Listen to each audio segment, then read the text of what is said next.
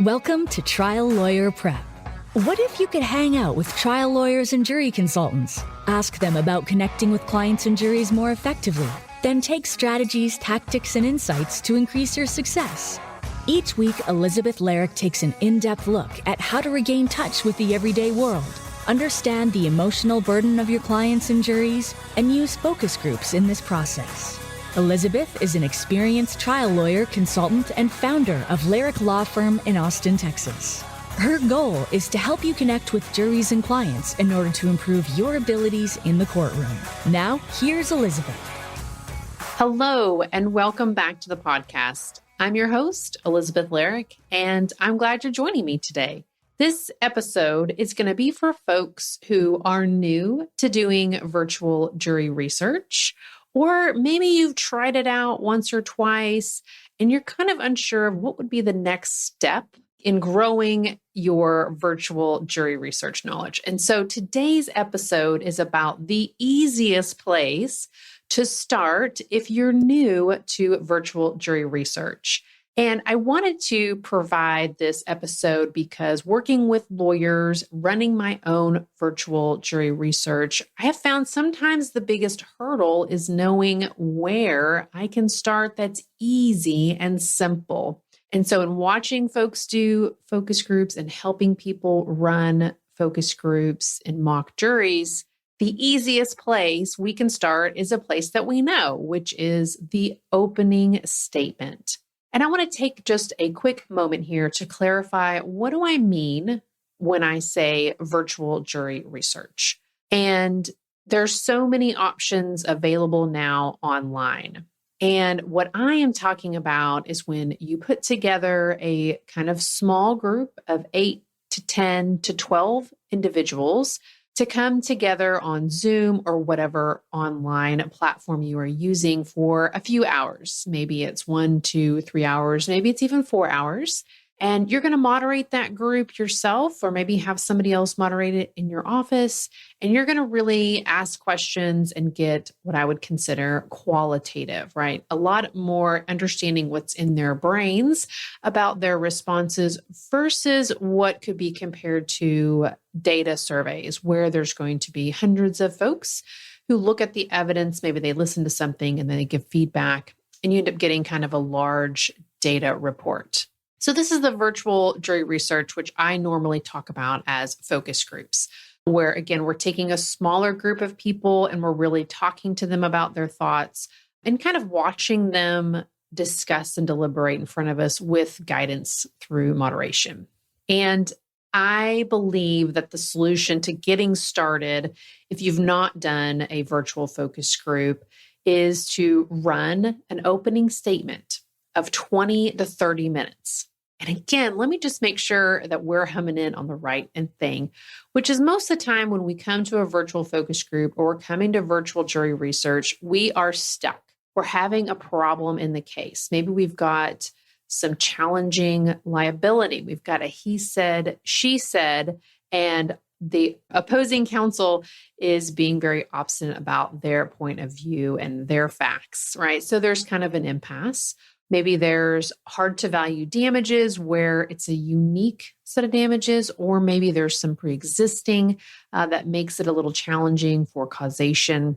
And of course, sometimes we have the other bucket that we hear sometimes about witness credibility and, how is this person going to come off to a jury? And so why I believe that an opening statement helps you do this would be that you would create an opening statement that's around this particular problem, right? So it's 20 to 30 minutes. We're not going to run the whole enchilada here. We're just going to do maybe the one taco plane, okay?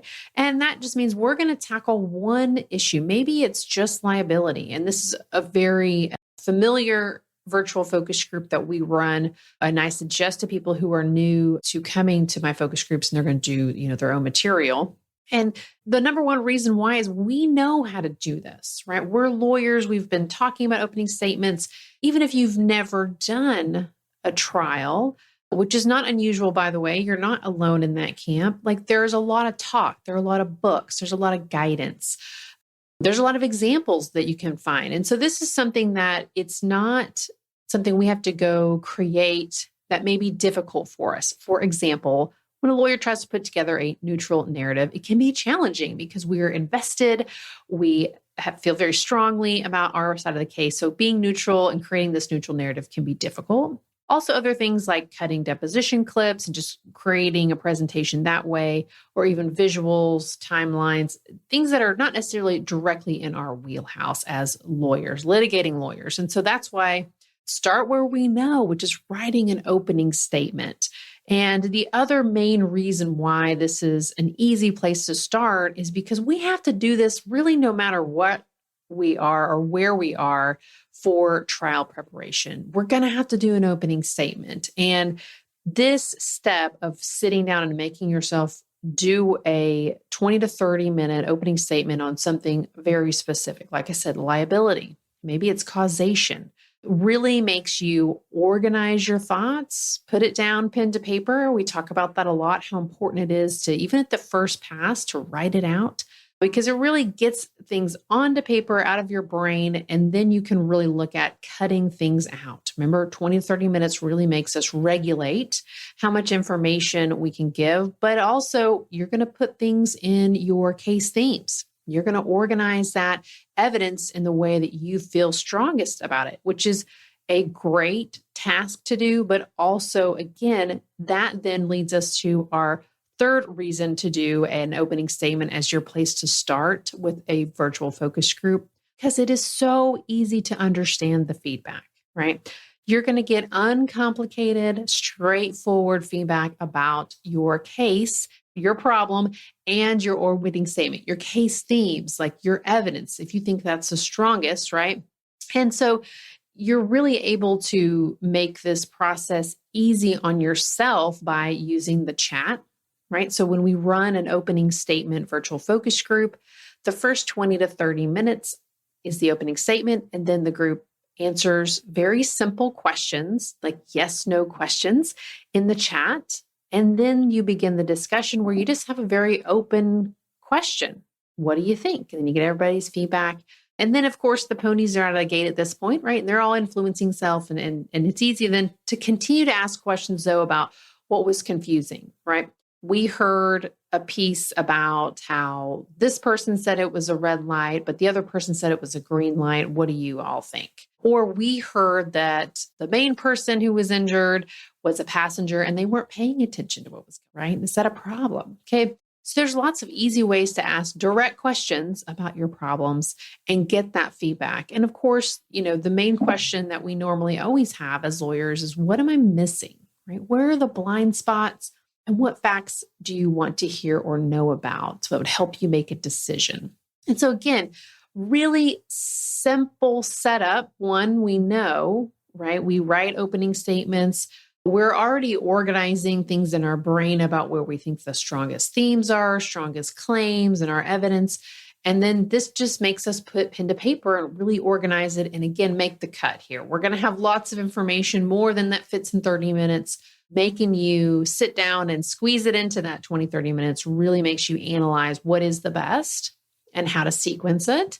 And then, of course, we want to start in an easy place that we can understand what feedback we're getting. It's uncomplicated, okay?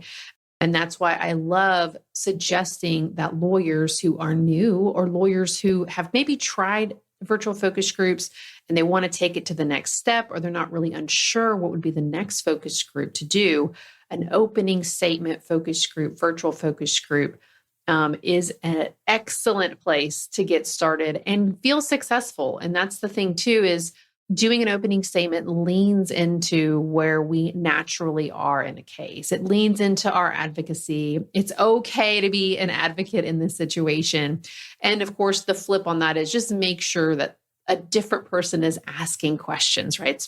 It's very hard to kind of flip faces in a focus group where you're being a total advocate and then you flip to try to be neutral and ask questions. Just have somebody else come in and ask the questions. And again, you could write the questions out for your staff to basically just ask the questions and nothing else. And still you'd be able to get that easy feedback, understand, did my theme hit or did it not hit? Was this the best evidence or do they want to see something else?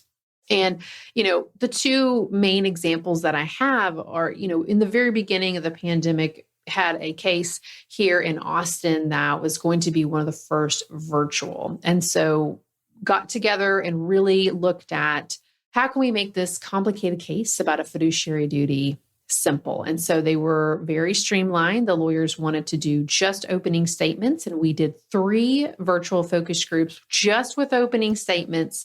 And by the time the case got to trial, they were actually able to do in person. However, they felt really strongly, very comfortable, very confident that their opening statement was basically going to nail the case down clearly, quickly, and simply. And there was no way that the defense would ever be able to come back. I think that's absolutely true. They ended up getting a $44 million verdict in that case. And additionally, recently, and this will be upcoming on the podcast soon, my guest spot with Michelle Gessner talking about her case against Wells Fargo, where she again used virtual focus groups and using her opening statement over and over again, at least I think 4 or 5 times, again, just tweaking it. And again, that's another follow-up with the next easiest one to do is to tweak that opening and come back. But her redoing her opening statement many times, and she talks about this in our episode together about how it really helped her, one, understand her theme and her evidence, but allowed her to pivot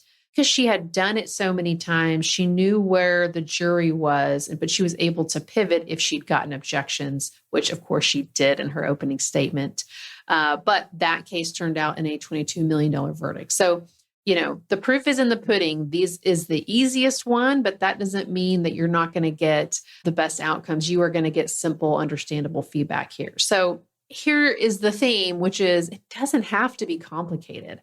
We tend to overcomplicate things as lawyers, but I really, the strive in this focus group I strive in this podcast to make it easy and simple, to encourage you to start using virtual focus groups. You think about this as jury research to help you make decisions in your case, get the feedback that's clear and understandable to really help and ease your trial preparation burden earlier than that 30-day mark before, and get some significant help so you can sleep better at night, right?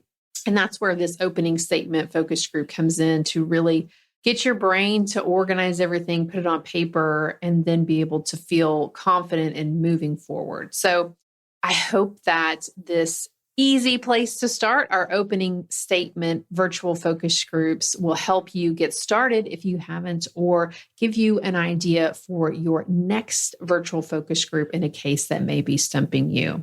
All right. Thank you again so much for tuning in. I want to encourage everybody who is listening to join the email list. The link will be in the show notes. And specifically because right now, I am going to be launching my on-demand course for do-it-yourself virtual focus group, but I'm only launching it to my email list. And because I love my email list and my loyal folks over there, there's going to be a bonus that is just going to be exclusive to the email list. So check the show notes. It is www.laricklawfirm.com/connect. If you are not able to check those show notes, get signed up, and then you will learn very shortly about what is happening with that on-demand course. All right. Thank you so much.